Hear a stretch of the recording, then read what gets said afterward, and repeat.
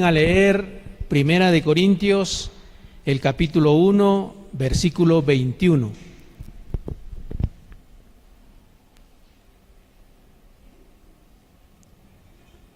Primera de Corintios, capítulo 1, versículo 21. Voy a hablar hoy día sobre salvados por la locura de la predicación. Dice la palabra de Dios así: pues ya que en la sabiduría de Dios el mundo no conoció a Dios, mediante la sabiduría agradó a Dios salvar a los creyentes por la locura de la predicación. ¿Por qué es que el Espíritu Santo inspiró al apóstol Pablo a decir que la predicación es una locura y que por esta locura nosotros somos salvos? Por eso es que cuando las personas le digan que usted está loco, usted no se sienta ofendido, porque el apóstol Pablo, inspirado por el Espíritu Santo, decía: ustedes son salvos por la locura de la predicación. La gente a veces se ofende cuando le dicen estás loco por servir a Dios. Yo creo que nosotros debemos afirmar: sí, estamos locos por Dios, porque hemos sido salvos por la locura de la predicación. Tomen asiento, por favor.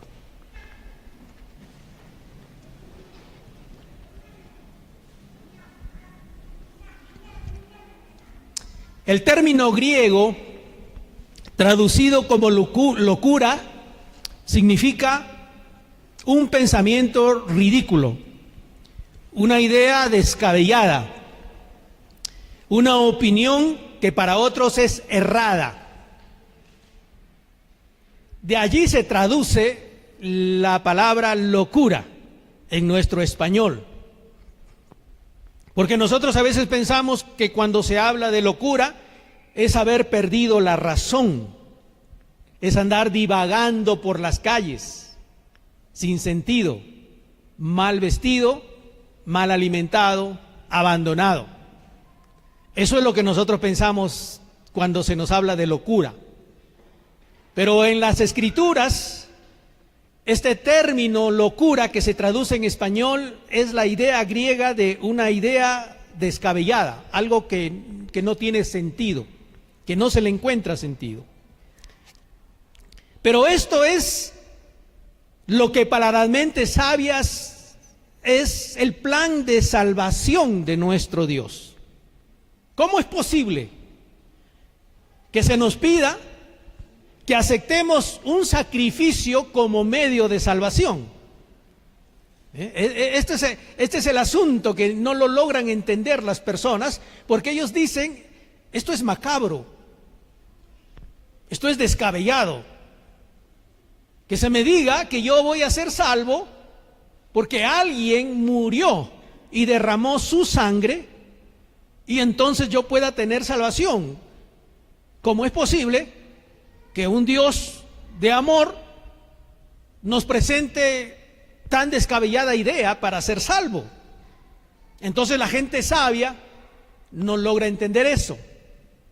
De hecho, se critica mucho la Biblia y se critica mucho a Dios en la Biblia por todos los sacrificios que se presentaban en el Antiguo Testamento, que eran una figura del sacrificio que iba a presentar nuestro Señor Jesucristo para la salvación nuestra. Hay gente que es muy ofensiva con Dios, muy ofensiva, y llaman a Dios como alguien realmente que le agrada ver a la gente sufrir. Entonces, el apóstol Pablo hace ese tratamiento aquí para decirle a las personas que la sabiduría humana no es comprendida, no es entendida desde el punto de vista del Dios de las Escrituras. Entonces, para aceptar la idea de Dios para nuestra salvación se necesita fe. Por eso las Escrituras dicen que somos salvos por fe. Querer entender cómo es que somos salvos por medio de este sacrificio, es probable que salgamos de toda esta lectura de las Escrituras diciendo: wow, qué terrible lo que sufrió nuestro Señor Jesús por nosotros. Es inaceptable. No puedo aceptar el hecho de que se haya matado a un hombre para que yo pueda ser salvo. Pues la Biblia nos pide que nosotros aceptemos este sacrificio por fe. En el Antiguo Testamento, en el libro de Génesis, el capítulo 12, ya se habla de la Pascua. La Pascua fue un pedido de Dios para el pueblo de Israel que se encontraba en esclavitud en Egipto. Durante 400 años, los israelitas fueron esclavos de los egipcios y llegó el momento en que Dios los iba a liberar. La historia la vemos en las películas en la Pascua y también nosotros la leemos en la Escritura. Dios salvó a un pequeño niño llamado Moisés. Se había dado un edicto gubernamental diciendo que todo niño que nazca de los israelitas debía ser muerto. Y de hecho murieron miles de niños producto de este edicto del gobierno del faraón. Y ahora Dios impulsó a una pareja para proteger a un pequeño niño. Ya había tenido dos hermanos antes, uno que se llamaba Aarón y otro que se llamaba María. Y como no estaba todavía para ellos el edicto, porque ninguna ley es retroactiva, entonces, ¿qué pasó? Los que nacían a partir del momento de ese edicto sí tenía que la sentencia cumplirse, y nació su hermano menor. Sus padres no sabían qué hacer y lo escondieron. Pero llegó el momento en que no podían hacerlo más, dice la Biblia, y entonces, impulsados por Dios, planificaron algo para proteger a este niño. Hicieron una especie de canasta, lo protegieron con brea y lo pusieron en el río Nilo, confiando de que alguien lo iba a encontrar y de esa manera salvar a su hijo. La Biblia cuenta que lo encontró la hija del faraón. Y este niño fue tomado por la hija de faraón y lo llevó al palacio para adoptarlo como hijo y criarlo. María, que en ese momento debe haber tenido unos 14 o 15 años, la hermana mayor de Moisés, estaba pendiente de lo que pasaba con su hermanito. Cuando vio que la hija de faraón lo tomó, se acercó a ella para decirle: yo conozco una persona que puede ayudarte a criar a ese niño. La hija de faraón le dijo: está bien, búscame a alguien. Y la niña fue corriendo a llamar a su mamá. Entonces su mamá vino y crió a Moisés, a su hijo, en el palacio de faraón. Es sorprendente cómo Dios obra o cómo hace las cosas. Entonces este pequeño niño creció y fue el instrumento de Dios para que llegó el momento de venir, confrontar a Faraón y pedirle que deje ir al pueblo. Faraón no quiso, se negó, y entonces ocurrieron lo que llamamos las 10 plagas de Egipto. 10 plagas que literalmente destruyeron a ese imperio tan poderoso. En la última plaga, la muerte de los primogénitos.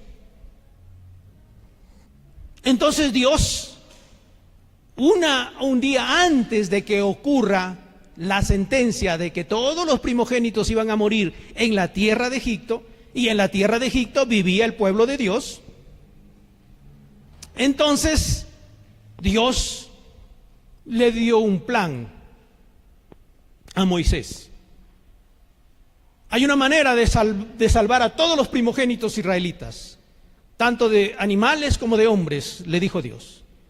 Y esto va a ser la Pascua. ¿Qué significaba la Pascua? Que tenían que sacrificar un cordero que estaba en casa y prepararlo, y con su sangre, con la sangre de este cordero, tenían que manchar 3 partes de su casa: los 2 dinteles, los 2 postes y el dintel de la puerta. Esa fue la orden de Dios. Manchen con sangre este poste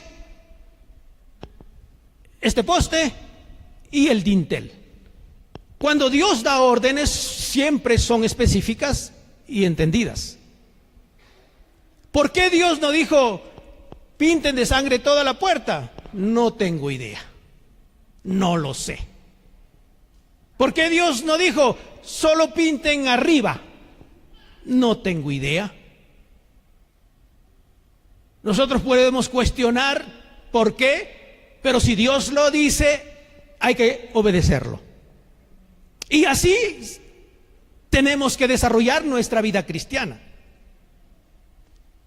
Eso es precisamente lo que es Pascua. Escúcheme. Cuando llegó la noche en que el ángel de la muerte pasó para dar muerte a todos los primogénitos, donde había la mancha de sangre en las 3 partes, allí no ocurrió nada.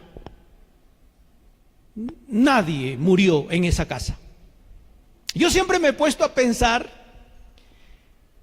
¿es posible que alguno de los pueblos de Israel hubiese dicho: yo no voy a manchar mi casa con sangre, eso es sucio? No, eso yo no lo voy a hacer. Además, puede haber dicho: no creo que lo que Moisés me está diciendo sea cierto. ¿Era su libertad de pensar así? Por supuesto, todos somos libres de pensar como nosotros querramos. Pero sin embargo, esta persona o personas que pudieron haber pensado: yo no voy a manchar mi casa ni mi puerta con sangre, tienen que haber afrontado las consecuencias de su decisión. Porque la noche que pasó el ángel de la muerte, entonces sí debe haber muerto su hijo o su hija primogénito esa noche. Pasado unos días puede haber dicho: ¿por qué no creí lo que se me dijo? Ya era demasiado tarde. Piensen en esto, mis estimados hermanos. Hay cosas que Dios nos ha pedido que nosotros podemos o no podemos estar de acuerdo. Pero que usted esté o no de acuerdo no significa que Dios no va a cumplir lo que ha dicho. Es decir, Dios no nos pide a nosotros nuestra opinión respecto a sus órdenes. Dios ha establecido la forma como nosotros tenemos que vivir. Si usted está o no de acuerdo, tiene la libertad de hacerlo, pero no determina el hecho de que Dios no cumpla lo que ha dicho en su palabra con usted. Lo va a cumplir, sea que usted haya estado de acuerdo o no esté de acuerdo, porque Dios no está preguntándonos a nosotros si estamos de acuerdo con tal o cual cosa. Las personas el día de hoy han decidido vivir de acuerdo a como ellos piensan que está bien. Hay miles de personas viviendo: yo creo que debo vivir así. Es su libertad. Pero no se quejen el día que el Señor venga con su juicio y les pida cuentas de sus vidas, porque le aseguro que Dios vendrá un día para pedir cuentas de nuestras vidas. Y eso no está determinado porque si usted está de acuerdo o no está de acuerdo, o si le gusta o no le gusta. Dios lo ha determinado y Dios lo cumplirá. La Pascua significa exactamente eso, que Dios nos ha dicho que la única forma de ser salvos es por medio del sacrificio de nuestro Señor Jesucristo. Tanto así que las Escrituras nos enseñan que somos salvos por la sangre de Cristo Jesús. Usted puede decir, no estoy de acuerdo con eso. Tiene libertad de decir eso. Pero el día que el Señor nos llame a todos los seres humanos para dar cuenta de nuestra vida, el medio que nos va a salvar de ser condenados eternamente es haber aceptado la sangre de Jesucristo como el único medio de salvación para nuestras vidas. Y de eso precisamente se trata este pasaje de la Biblia, entre la sabiduría humana y el plan de Dios. Por eso dice aquí la palabra de Dios que en la sabiduría de Dios el mundo no conoció a Dios. Entonces, mediante la sabiduría le agradó a Dios salvar a los creyentes por la locura de la predicación. Ahora escúcheme algo de este texto de la Biblia, que dice salvar a los creyentes. Mi pregunta es, ¿a quién va a salvar el Señor? ¿Ah? Si dice salvar a los creyentes, ¿a quién va a salvar el Señor? A los que creen. A los que creen. Es decir, si usted cree que el sacrificio de nuestro Señor Jesucristo es suficiente para que usted sea salvo, usted está dentro de este grupo de creyentes que van a ser salvos por la locura de la predicación. Es necesario que cada vez que se predique en la iglesia, cada vez que se hable del Evangelio, se diga que el único medio de salvación que usará el Espíritu Santo para convencer a los creyentes será la predicación del sacrificio de nuestro Señor Jesucristo. Lamentablemente, y en este aspecto yo lo digo abiertamente por cualquier lugar, en las iglesias ya no se está predicando el Evangelio. Se están predicando muchas cosas bonitas que nos gusta escuchar, pero no se está predicando el Evangelio, y a mí me parece que nosotros necesitamos regresar a predicarle a la gente de que hay un medio de salvación y es nuestro Señor Jesucristo. Su sacrificio en la cruz del Calvario es suficiente, que yo no necesito hacer nada más que aceptar a Jesucristo como nuestro Señor y Salvador y su sacrificio como el medio suficiente. Entonces, ¿eso significa que voy a vivir como sea? No, Señor. Porque cuando tú aceptas a Jesucristo como el medio suficiente para tu salvación, tu gratitud te lleva a vivir cada vez mejor. Porque estás agradecido a Dios. Usted no vive mejor, usted no deja de pecar, usted no deja de hacer cosas malas buscando ser salvo. Usted deja de pecar, usted deja de hacer cosas malas, usted deja de hacer las cosas que a Dios no le agradan por gratitud a Dios. Por eso la Biblia dice, ustedes no son salvos por obras, ustedes son salvos por gracia. Aleluya, la gracia de Dios es suficiente para nuestra salvación. Así que usted debe pensar en estas tres cosas que le voy a hacer, estas tres cosas que le voy a predicar para saber si usted es salvo o no. ¿Cómo sé si soy salvo o no soy salvo? ¿Cómo lo sabe? ¿Está seguro de que es salvo? ¿Qué le da esa seguridad? ¿Que usted venga a la iglesia todos los domingos? No. Venir a la iglesia no garantiza que usted es salvo. Entonces, ¿orar todos los días es garantía de que yo soy salvo? Tampoco, Señor, aunque orar es importante. Conocer la Biblia, haber estudiado la Biblia, llevar cursos bíblicos, ¿garantiza que yo soy salvo? Tampoco, Señor. Usted puede conocer toda la Biblia. Es más, la Biblia dice que Satanás conoce toda la Biblia. Y eso no significa que es salvo. Entonces, ¿qué es lo que va a garantizar de que yo sea salvo? Permítame hablarle de 3 cosas para ver si estamos nosotros dentro de los que la Biblia considera creyentes salvos por la locura de la predicación. Número uno,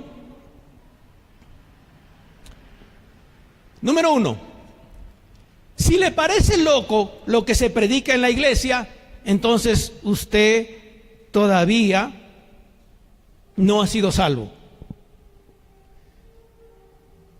¿Cómo que me parece loco? Sí, me parece loco, es increíble, no puedo creer que yo pueda ser salvo así tan fácil. Yo necesito hacer algo, dicen las personas.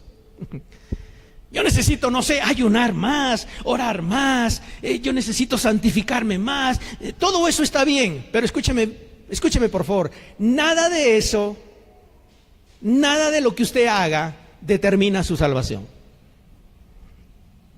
Si a usted le parece loco lo que se dice en la Biblia, que usted es salvo por gracia, que usted no necesita hacer nada, que usted ya tiene que aceptar solamente el sacrificio de Jesús, comenzar a vivir correctamente en gratitud, si a usted le parece que eso es loco, entonces necesita pensar muy bien si usted está dentro de los salvos. Primera de Corintios, el capítulo 1, versículo 18. Lea conmigo la palabra de Dios. Primera de Corintios, capítulo 1, versículo 18.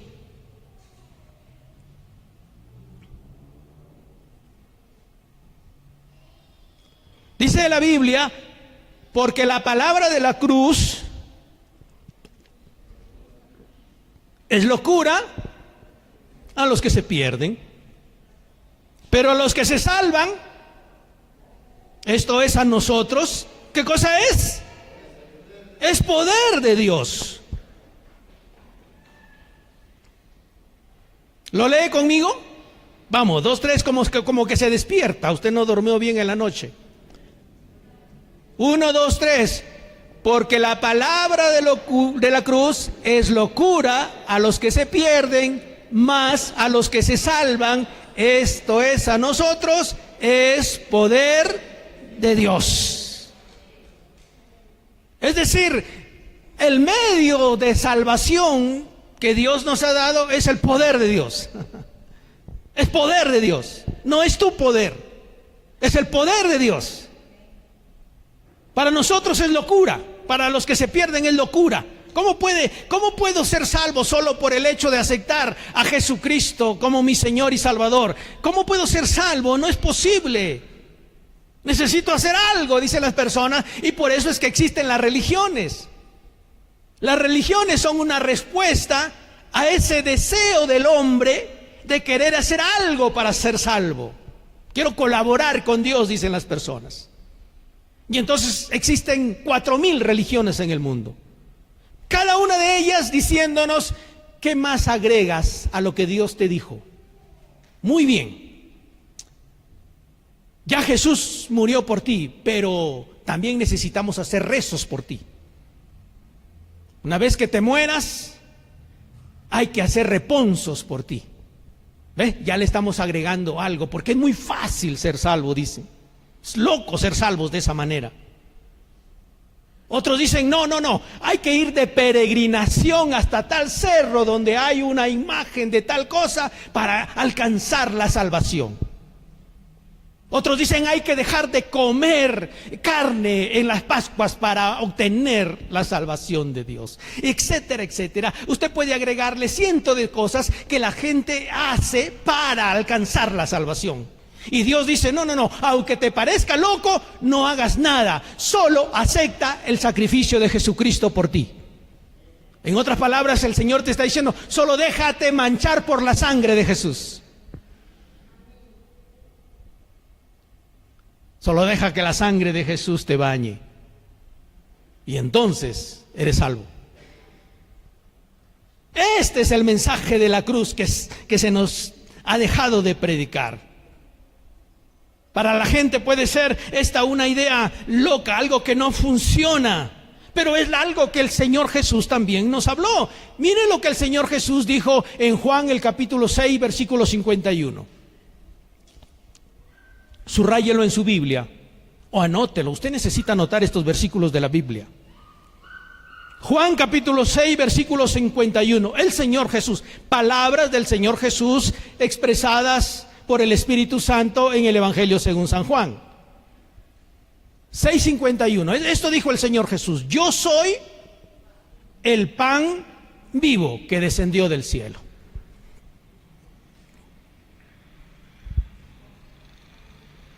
Si alguno comiere de este pan, ¿qué dice? Si alguno comiere de este pan, ¿qué significa vivir para siempre? Eternidad. Los creyentes creemos en la eternidad. Somos seres eternos, viviendo temporalmente por 50, 60, 70, 80 o 90 años en esta tierra. Pero Dios lo creó eterno. Y usted tiene que decidir en esta tierra vivir esa eternidad al lado de Dios o lejos de Dios.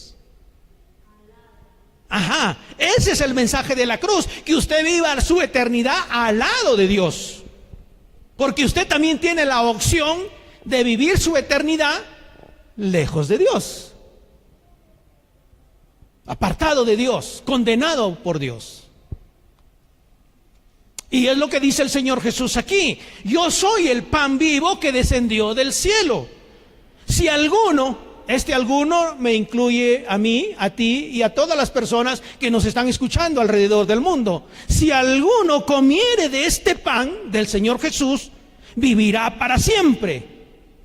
Y el pan que yo le daré es mi carne, la cual yo daré por la vida del mundo.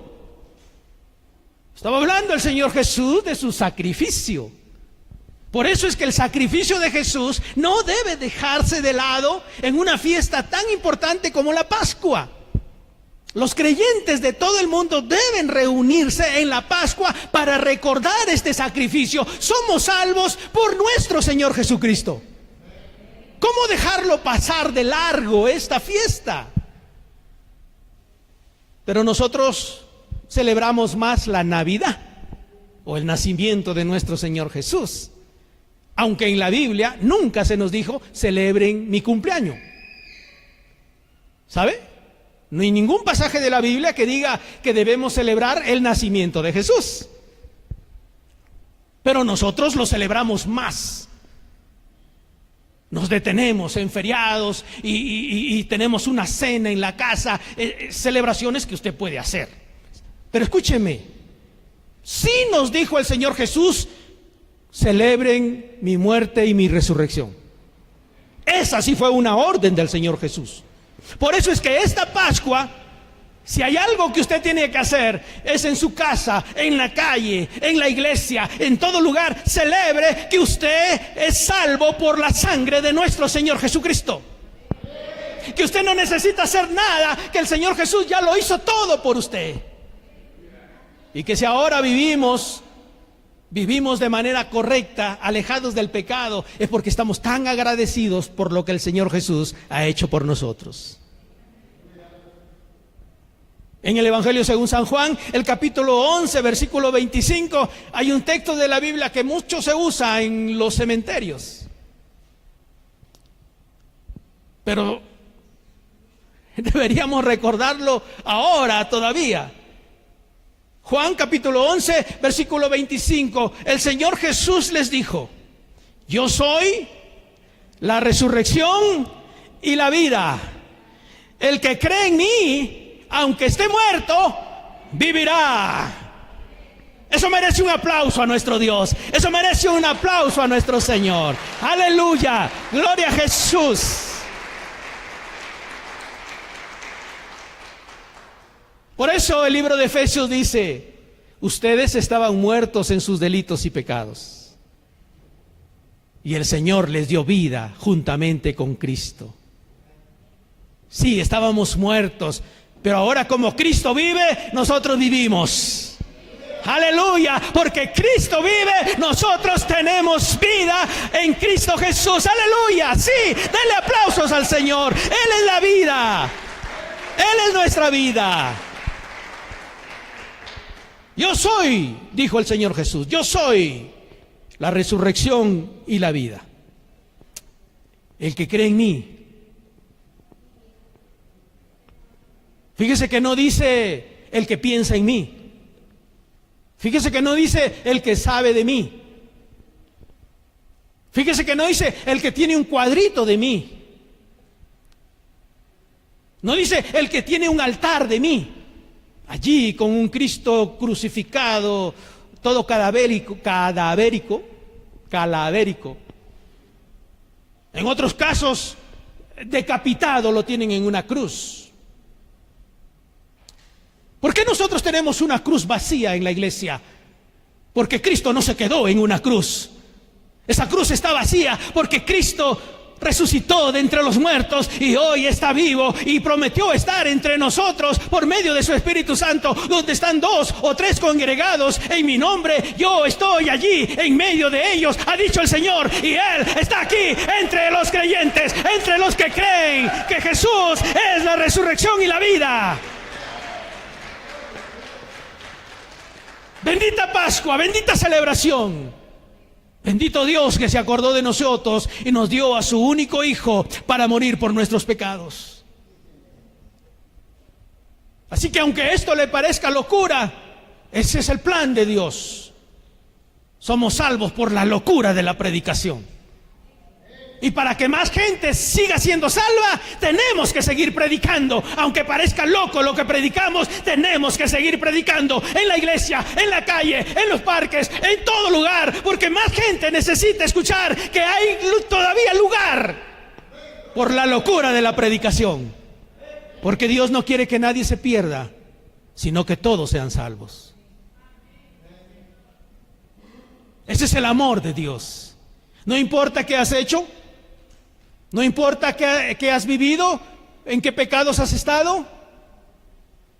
No importa cuánto has desperdiciado tu tiempo y tu vida, todavía hay lugar para ti. Y si hoy se está predicando todavía, es porque Dios quiere salvarte, porque eres eterno y tú decides si pasas la eternidad al lado de Dios o lejos de Dios. El consejo del Señor es: dame, hijo mío, tu corazón. He aquí yo estoy a la puerta y llamo. Si alguno abriere la puerta de su corazón, yo entraré a él, cenaré con él y él conmigo, dice la palabra de Dios. Así que, si usted cree en esta locura, nos vemos en la eternidad al lado de Dios. Número 2, si usted no vive ufanándose de ser salvo, usted es salvo.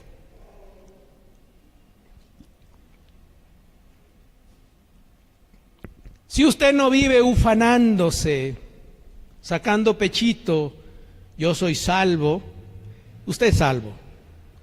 Mire, la persona salva, conforme pasa el tiempo, siente que menos merece la salvación. Cuanto más conoce de las Escrituras, se da cuenta que necesita tener un corazón más humilde, porque lo que hizo Jesús por usted es único. El único es el Señor, nosotros somos uno más. Por eso es que cuando entendemos estos, no tenemos problemas de servir a Dios en la iglesia. No tenemos problemas de servir a Dios y a las personas, porque nos hemos dado cuenta que lo que ha hecho el Señor Jesús por nosotros es único. Sin su gracia y sin su misericordia, nosotros no seríamos salvos. Por eso es que nadie, ¿cómo lo digo esto? Ninguno de nosotros, ningún creyente debería sentirse, entre comillas, elegido por Dios para salvación. Elegido en el sentido de sentirse especial. No, el especial es Dios, que se fijó en usted y le dio la oportunidad de aceptarlo como su Señor y Salvador. A mí todavía me sorprende encontrar personas que se sienten especiales por el hecho de estar en una iglesia, por el hecho de haber sido alcanzados por Dios, y caminan por esta tierra menospreciando a los demás. Ese pecador.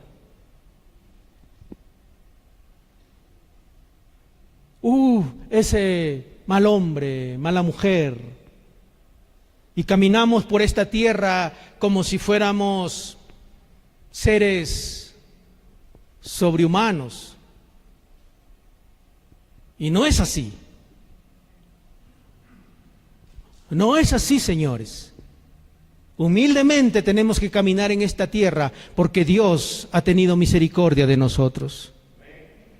Y cuando vemos a una persona pecando o haciendo de sus vidas algo desagradable contra Dios, nosotros necesitamos tener misericordia de esa persona como Dios tuvo misericordia de nosotros. Y cuando se nos presente la oportunidad, el poder hablarles del amor de Dios, ya sea con palabras o con nuestros gestos y actitudes. Si algún día, dijo el Señor Jesús, alguien cae, levántenlo, como les gustaría que los levanten a ustedes.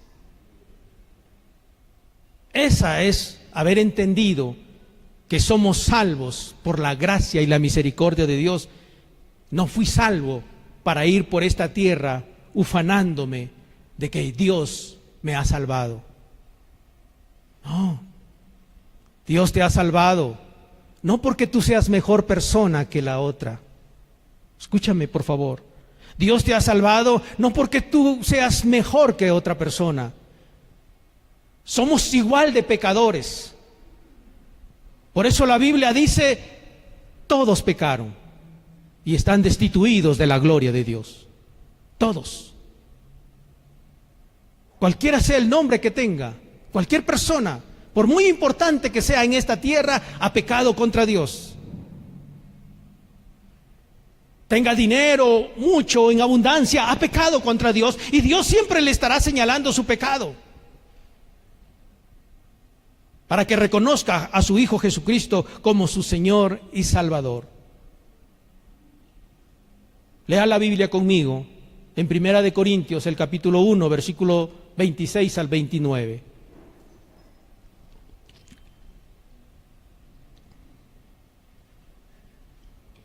Capítulo 1 de 1 Corintios, versículo 26 al 29. Pues mirad, hermanos, vuestra vocación, o vuestro ministerio, o vuestro llamado, o vuestra salvación. Que ustedes no son sabios, ustedes no son los sabios según la carne, ustedes no son poderosos, ustedes no son los nobles, sino que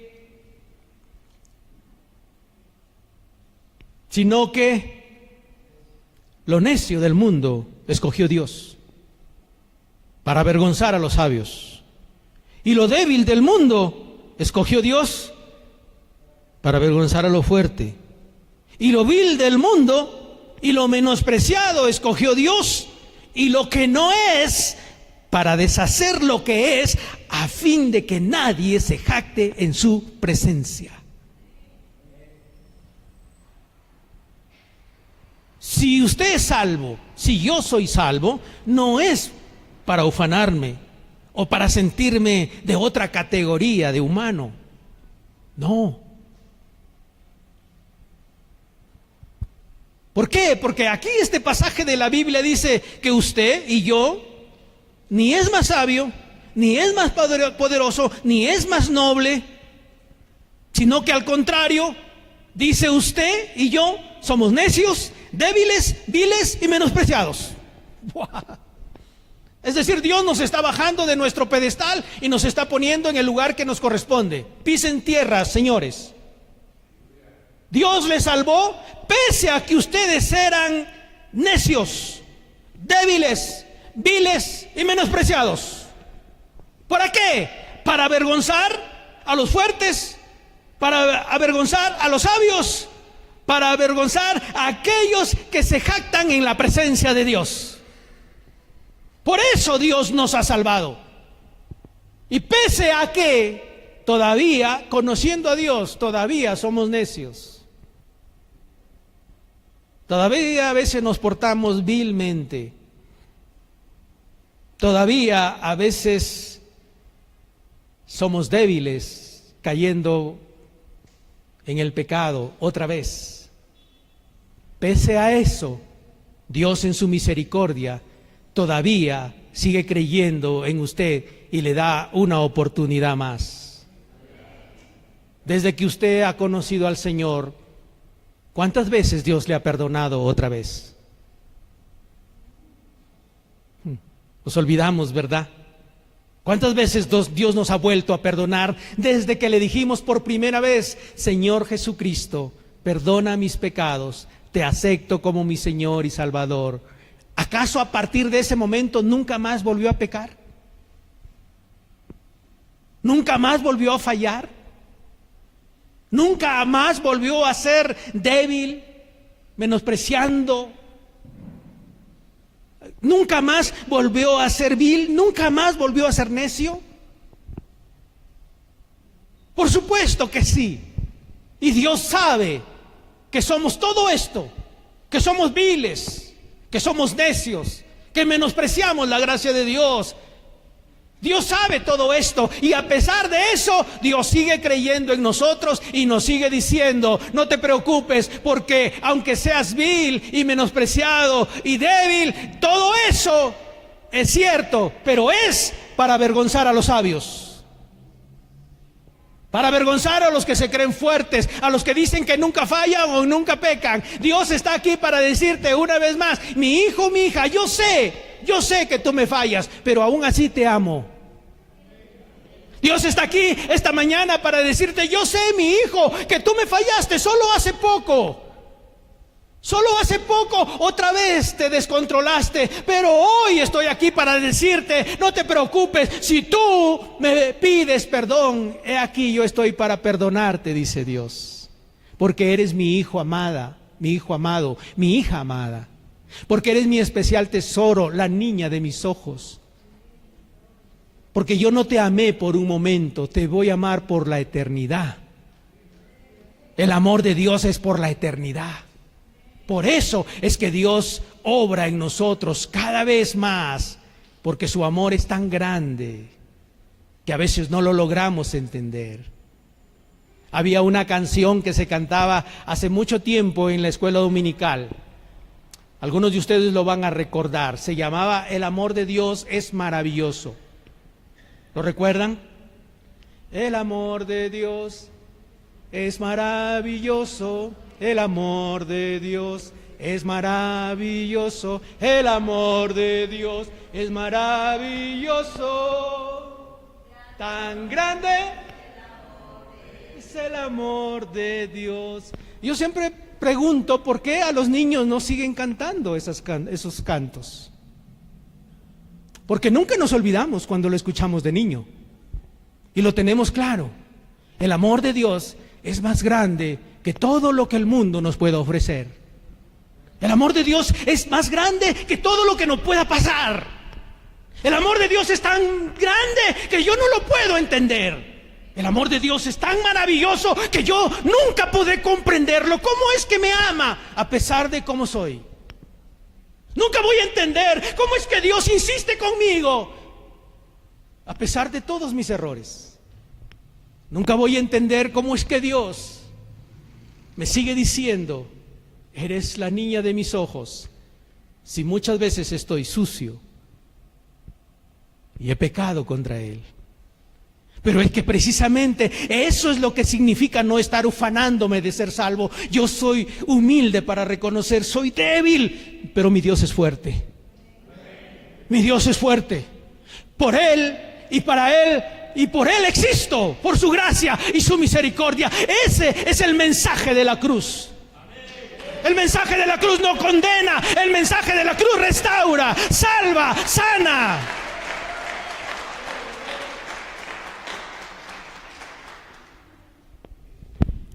Entonces el versículo 31 de este pasaje de la Biblia, de Primera de Corintios capítulo 1, termina diciendo, como está escrito, dice el versículo 31, como está escrito, el que se gloría, gloríese en el Señor.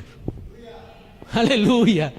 El que si se va a sentir bien, si se va a sentir especial, si se va a sentir lleno de la gracia de Dios, bendito sea Dios, gloríese en el Señor. Por eso es que jamás debemos dejar de gritar, gloria a Dios, gloria a Dios, gloria a Dios, gloria a Dios. Aunque a otros le molesten, yo puedo gritar, gloria a Dios, porque estoy reconociendo que su gracia, su misericordia y su bondad ha sido tan maravillosa conmigo, que lo único que puedo decir es gloria, gloria, gloria a Dios. Aleluya, gloria, gloria a Dios.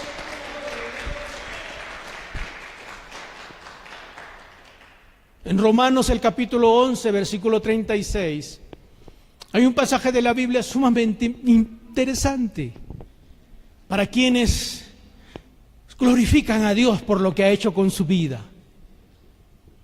Maravilloso este pasaje de la Biblia, Romanos 11, 36. Miren lo que dice, porque de Él, y por Él, y para Él, son todas las cosas. Fíjese el orden, porque de Él, todo procede de Él. ¿Cuántos reconocen que todo procede de Él? Porque de Él, y por Él, una cosa es que proceda de Él, y otra cosa es que salga de Él. No sé si me entiende. Porque de Él, y por Él, y para Él. ¡Wow! ¡Qué maravilloso! Saber que yo he venido de Dios, procedo de Dios, y tengo que ser para Él. Por eso es que los cristianos andamos en la iglesia, venimos a la iglesia, leemos la Biblia, cantamos, adoramos, levantamos nuestras manos, porque todo viene de Él, por Él y para Él. A Él sea la gloria por los siglos de los siglos. Amén. Ese amén significa así sea, así es y así será. Aleluya.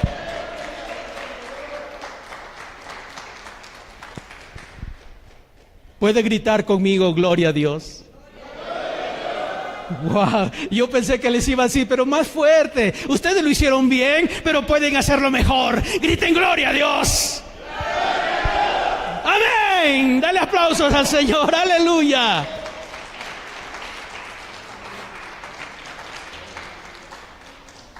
Y número 3, si te crees más sabio que Dios, buscando otras formas de salvación, serás destruido.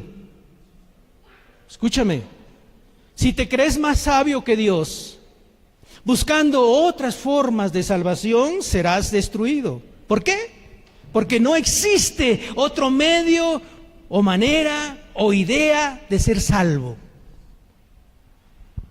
No existe. Si algún día te vienen a presentar alguna forma, creyente, tienes que rechazarlo. Una religión viene y me dice, ¿sabes qué? ¿Tienes familiares que han muerto? Sí, le digo, tengo familiares que han muerto. ¿Quieres que sean salvos? Sí, le digo, por supuesto. Y me dice, hay una manera. Wow, quería escuchar cuál era esa manera. Y me dice, busca personas que se bauticen por esas personas que murieron. Y yo pregunto, ¿qué? ¿Qué? Sí, busca personas para que se bauticen por esos familiares que murieron y no son salvos. Uy, qué facilito, ¿verdad? Esta es la respuesta de la religión mormona al problema de salvación. ¿Se creen más sabios que Dios? Dios los va a destruir. Pero eso no es suficiente. Otra religión me dice, muy bien, ¿se murió tu familiar? ¿Por qué no rezamos por tu familiar para que salga del purgatorio y se vaya directito al cielo? Estoy tratando de decirle a la gente que no se deje engañar. No hay otro medio de salvación, solo Cristo Jesús. Por eso si alguien viene y te ofrece otra manera de salvación, estos se creen más sabios que Dios, pero la Biblia dice que serán destruidos. Y así, cientos de religiones están ofreciendo una respuesta. La religión fulana, la religión de los testigos de Jehová, la religión de esto, la religión de lo otro, todos tienen su respuesta para ustedes, señores. Esto es lo que tienen que hacer para ser salvos. ¿Quieres ser salvo? Muy bien, ve por puerta a puerta, puerta a puerta, puerta a puerta, hablándoles del reino de Dios, puerta a puerta, puerta a puerta, puerta a puerta. Y por eso es que hay miles de personas tocando puerta a puerta, puerta a puerta. No están buscando que la gente se salve, están buscando ellos salvarse. No, ellos no están buscando que la gente se salve, están buscando ellos salvarse, porque les enseñaron, su religión les enseñó que para ser salvos hay que tocar la mayor cantidad de puertas posibles para ser salvos. Y bueno, yo tengo que decirles algo hoy. Usted no es más sabio que Dios. Ya Dios nos dijo cómo encontrar salvación. Es por medio de su Hijo Jesucristo, que murió en la cruz del Calvario, que derramó hasta su última gota de sangre por cada uno de nosotros. Aceptar ese sacrificio es suficiente para nosotros encontrar salvación en Cristo Jesús, y a partir de allí empezar a vivir recta y correctamente por gratitud a que Dios se acordó de nosotros. Si usted lo entiende, usted nunca va a dejarse engañar, como cientos de cristianos el día de hoy siendo engañados. Surgió una religión moderna. Dios no es hombre, Dios es mujer. Los seguidores de la diosa madre, si aceptan a esa diosa madre, que de hecho quien preside esta religión es una mujer, entonces será salvo. Y así surgirán una y otra y otra. Vendrán los siglos venideros, nosotros no estaremos, y alguien vendrá y dirá: no, esa no es la respuesta de ser salvo. Jesús no es suficiente, tenemos que agregar algo más. Pero los creyentes ya necesitan pararse firmes y decir: yo no necesito otra forma de salvación. Ya Jesucristo murió por mí. Él fue el sacrificio perfecto, el Cordero de Dios que quita el pecado del mundo. Ya se sacrificó por mí. Él es el Rey, Él es el Señor, Él es el Salvador. ¡Aleluya!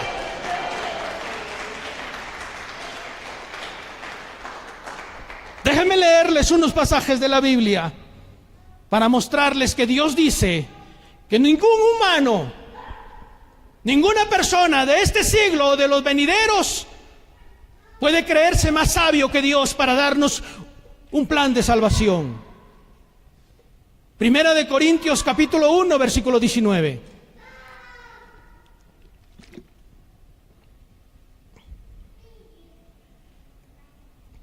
Primera de Corintios capítulo 1, versículo 19. Pues escrito está, dice el apóstol Pablo, o mejor dicho, dice el Espíritu Santo por medio del apóstol Pablo.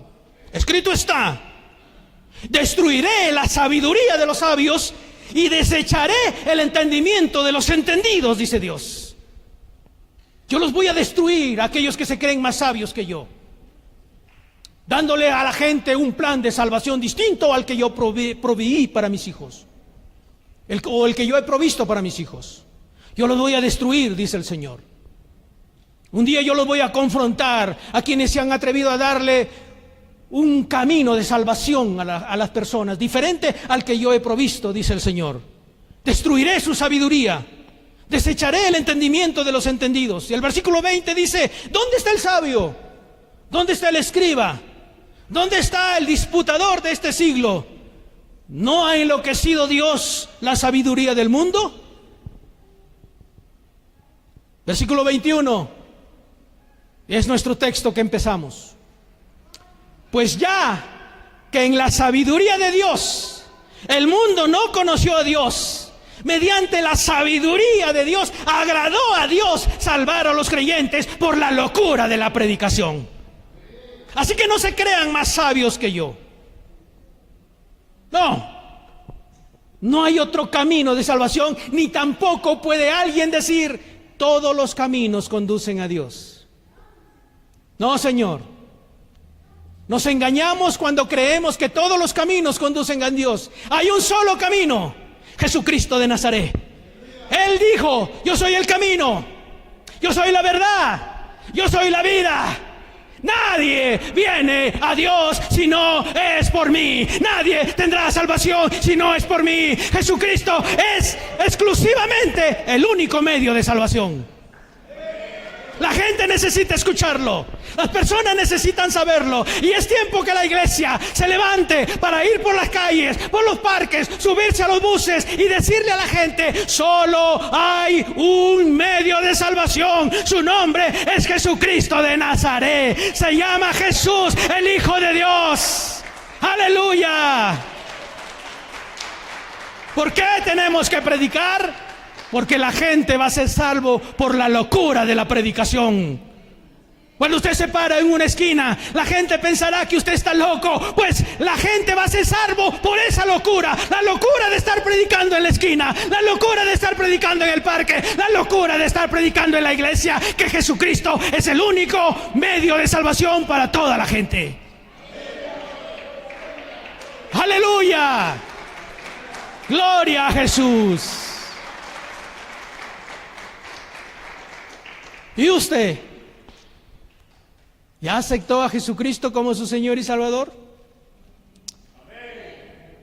¿Y usted ya le dijo a Jesús: te acepto como mi Señor y mi Salvador? Si no lo ha hecho, este es el día. Este es el día que hizo el Señor. Nos gozaremos y nos alegraremos en Él. Este es el día, este es el momento, este es el instante de salvación. Si usted por primera vez está escuchando este mensaje, si por primera vez está aquí en este lugar y si por primera vez ha escuchado que el único medio de salvación es Jesucristo, ¿por qué hoy no hace una oración y le pide a Jesús que sea su Señor y su Salvador? Hoy es su día. Pónganse de pie, por favor.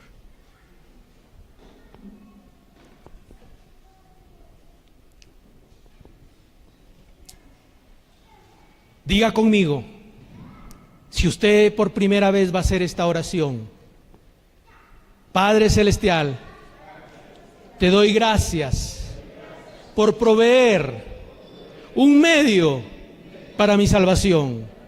Es Jesucristo. Yo lo acepto como mi Señor y mi Salvador. Creo en Jesús, el único Hijo de Dios, que murió en la cruz del Calvario por mis pecados. Yo ahora le entrego mi vida y mi corazón. Amén, amén, amén. ¡Aleluya! Gloria, gloria, gloria a Jesús.